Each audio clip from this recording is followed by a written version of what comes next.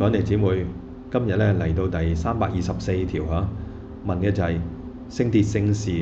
喺天主嘅救恩計劃裏邊咧佔有咩地位呢？嗱，天主嘅救恩計劃咧就係願意人人都得救啊嘛。點樣可以使到人人都得救呢？天主救人嘅方式咧就係以人救人咁所以喺舊約裏邊咧就已經有啲預象係聖迭聖事嘅預象。揀選咗，譬如12支派咧有肋未支派係嘛？佢哋咧為其他支派咧服務嘅去祭獻天主嘅。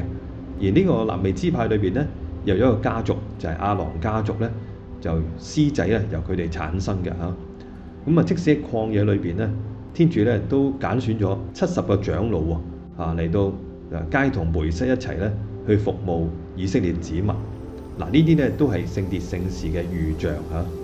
咁但係呢啲預象咧喺耶穌基督身上咧就得到圓滿嘅實現啦。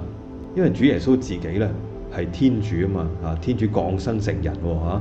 咁咧佢就喺十字架上邊咧將天主嘅愛喺佢犧牲當中咧完全嘅呈現出嚟，流露出嚟。冇另外一個人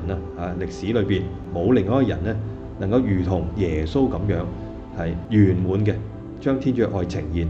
並且圓滿嘅以人能夠嘅能力去服從天主係嘛，以致死亡釘喺十字架上都服從天主到底即係相信天主嘅愛到底。只有耶穌一人，因此咧佢就成為咗天人之間嘅唯一中保啦。不過咧佢成為呢個中保，成為大司祭咧，就唔係好似以前頭先我哋講嘅舊約裏邊呢啲人間嘅制度而係咧按照希伯來書所講嘅，按照麥基瑟德品位嘅大司祭。麥基瑟德係邊個喺創世紀裏面出現嘅一個神秘人物又係君王又係司祭。按照希伯來書話咧，佢又無父無母無族譜嘅，好似石頭咧爆出嚟嘅咁其實咧係一個預象，就係預示咧耶穌基督唔係由人手所生，亦都唔係咧由人手咧建立成為大司祭嘅唔係人咧俾佢咩權或者揀選佢，而係天主自己。好啦，咁經過聖迭聖事咧，耶穌就揀選咗繼承嘅第一批就係門徒啦。咁跟住咧就係所有領受聖迭聖事嘅人啦。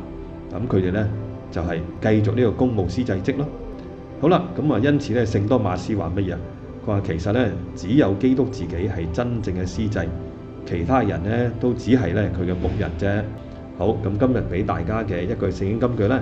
嚟自弟茂德前書嘅2章5節，在天主與人之間的中保也只有一個，就是降生成人的基督耶穌。